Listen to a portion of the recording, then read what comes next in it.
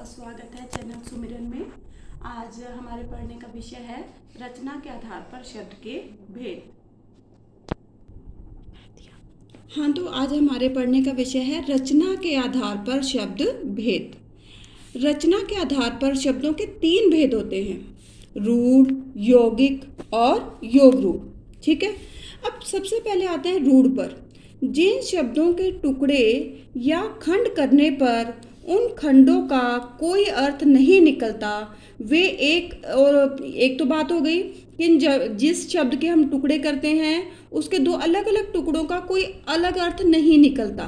ठीक है, और दूसरा पॉइंट क्या हो जाएगा कि वे एक खास अर्थ की प्रतीति हमें कराने लगते हैं, वो खास अर्थ के लिए प्रसिद्ध हो जाते हैं। मैं फिर से समझाती हूँ, देखिए उदाहरण से देखते हैं। जैसे हमारे पास शब्द है घोड़ा। ठीक है, अब इस घोड़ा शब्द के मैंने यहाँ पर 2 टुकड़े कर दिए, घो और अड़ा। 2 टुकड़े हो गए हमारे पास। क्या इस घो शब्द का कोई अर्थ हमारे पास निकल रहा है? नहीं। अड़ा शब्द का कोई अलग अर्थ निकल रहा है? नहीं।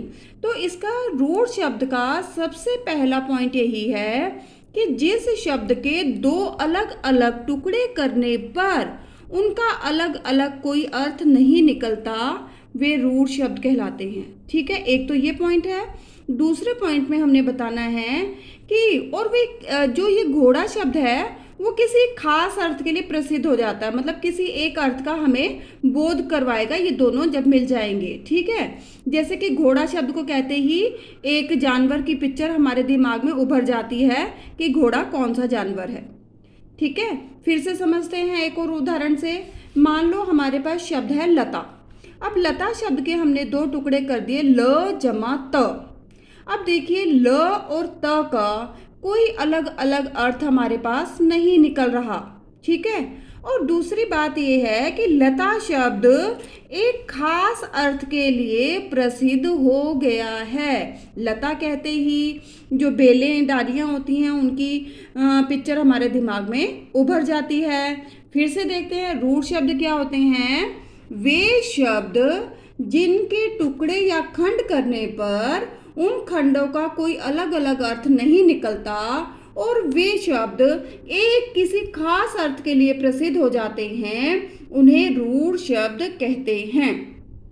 ठीक है, अब हम आगे चलते हैं।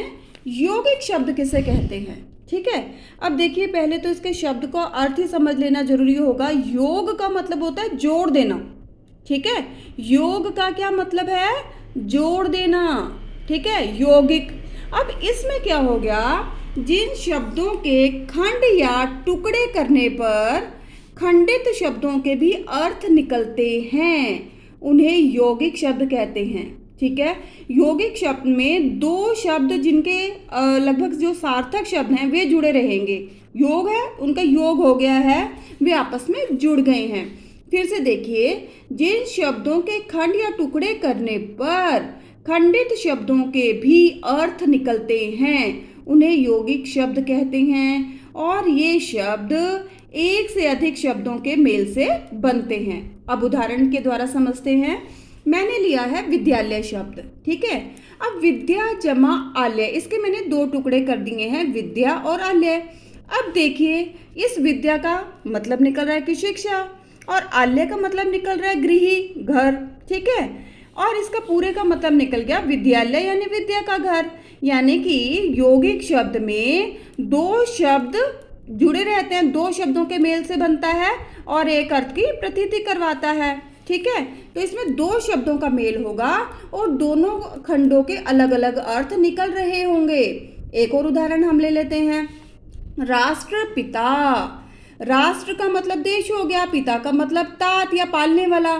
ठीक है, यानी कि जब हमने राष्ट्रपिता शब्द के टुकड़े किए तो दोनों का अलग अलग अर्थ निकल रहा है। एक और उदाहरण देखते हैं।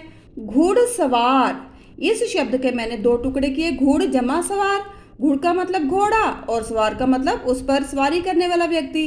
तो इस प्रकार से घुड़सवार ये एक ऐसा शब्द है जिसके 2 टुकड़े करने पर दोनों के अलग अलग अर्थ निकल रहे हैं।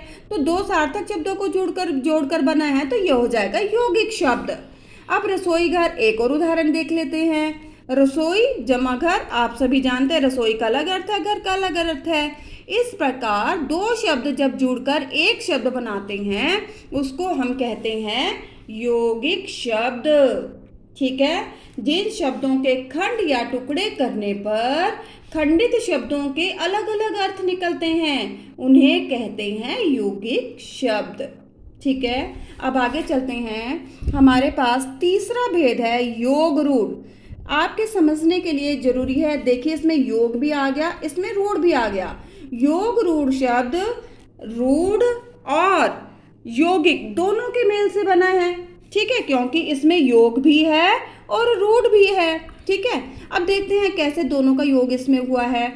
इसमें योग से क्या है, इसमें दो शब्द जैसे कि यौगिक मिले रहते हैं, वैसे ये योग रूढ़ शब्द दो शब्दों के योग से बनेंगे। ठीक है, और रूढ़ का मतलब है किसी खास चीज के लिए प्रसिद्ध हो जाना। तो जो यौगिक शब्द बनेगा वो एक खास चीज के लिए ही प्रसिद्ध हो जाएगा। फिर से समझने की कोशिश करते हैं। जो शब्द दो या दो से अधिक शब्दों के मेल से बनते हैं, ठीक है, ये योग वाली बात आ गई, यौगिक वाली, लेकिन एक विशेष या खास अर्थ के लिए प्रसिद्ध हो जाते हैं उन्हें योग रूढ़ शब्द कहते हैं। उन्हें योग रूढ़ शब्द कहते हैं। अब मैंने इसको उदाहरण के द्वारा क्लियर करना चाहूंगी। ठीक है, देखिए जरा, मेरे पास है शब्द लंबोदर। अब लंबोदर शब्द के मैंने दो टुकड़े कर दिए, लंबा जमा उदर। ठीक है, यानी यौगिक वाली बात हो गई इस पर लागू कि दो शब्दों के योग से बनता है योग रूढ़ शब्द, लंबा जमा उदर। ठीक है, लंबा का मतलब आप जानते हैं, उदर का मतलब पेट। ठीक है, लेकिन बेटा लंबे पेट वाली चीजें तो बहुत सारी हो सकती है। कोई मोटा व्यक्ति है वो भी लंबे पेट वाला हो सकता है, या अपना और जैसे हिप्पोपोटामस है, हाथी है, उनके भी बड़े पेट होते हैं, लेकिन उनको हम लंबोदर नहीं कहते। लंबोदर सिर्फ गणेश जी के लिए प्रसिद्ध हो गया, एक ही खास चीज के लिए प्रसिद्ध हो गया है लंबोदर शब्द। ये रूढ़ वाली बात आ गई कि एक ही खास अर्थ के लिए प्रसिद्ध हो जाना। समझ गए कि लंबोदर लंबा है, लंबा और उदर इसके दो टुकड़े होंगे, यानी कि योग रूढ़ शब्द दो शब्दों के योग से तो बनेंगे।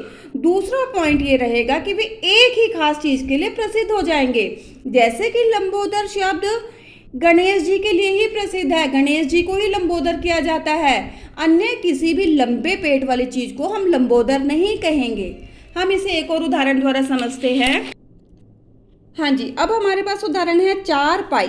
ठीक है, चार, इसके दो टुकड़े किए जा सकते हैं। योग रूढ़ की पहली विशेषता है कि जिसके जो शब्द दो शब्दों के योग से बनता है। ठीक है, चार और पाई, यानी कि चार का मतलब तो संख्या है और पाई मतलब पैर, चार पैर। अब बेटा इसके दो टुकड़े हो गए, दो शब्द हो गए, दोनों के अलग अलग अर्थ निकल रहे हैं, यौगिक वाली बात साबित हो गई।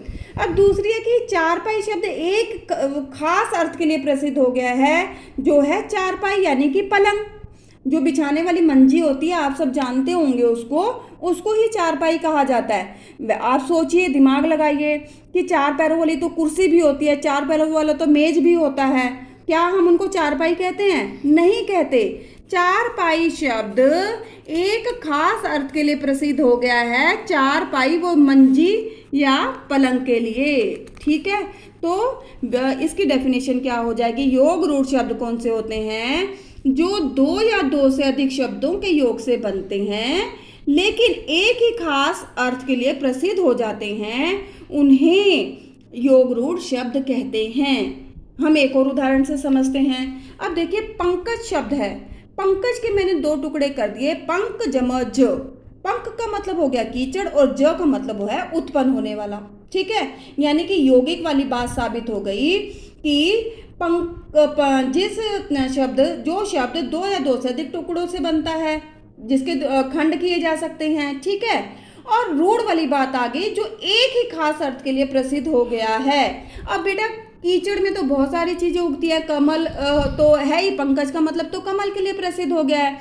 अब छोटे छोटे कीड़े भी कीचड़ में पैदा होते हैं और ना जाने कितनी सारी चीजें कीचड़ में पैदा हो रही होती है, लेकिन हम उनको पंकज नहीं कह देते। ठीक है, पंकज हम सिर्फ कमल को ही कहते हैं। ठीक है, वो एक खास अर्थ के लिए प्रसिद्ध हो गया है, कमल। एक और उदाहरण पर आ जाइए, पीताम्बर। ठीक है। पीताम्बर शब्द के मैंने दो खंड कर दिए, पीत और अंबर। ठीक है, पीत का मतलब हो गया पीला और अंबर का मतलब हो गया वस्त्र। लेकिन और जो एक ही खास अर्थ के लिए प्रसिद्ध हो गया, पीताम्बर किसको कहते हैं? कृष्ण को कहते हैं। ठीक है, लेकिन पीले वस्त्र जिसने भी पहने हो हम उसको पीताम्बर तो नहीं बोल देते, है ना।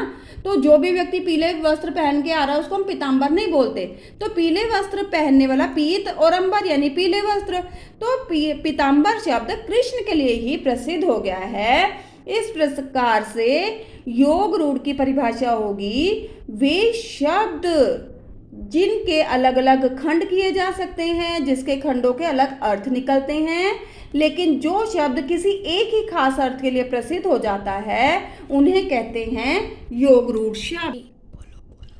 हाँ जी, ये टॉपिक आज हमारा क्लियर हो गया है, रचना के आधार पर शब्द के भेद। मैं आशा करती हूँ कि आपको अच्छे से समझ में आ गया होगा। मैं अपनी अगली वीडियो में अगले टॉपिक के साथ आपसे मिलूंगी। तब तक के लिए बाय।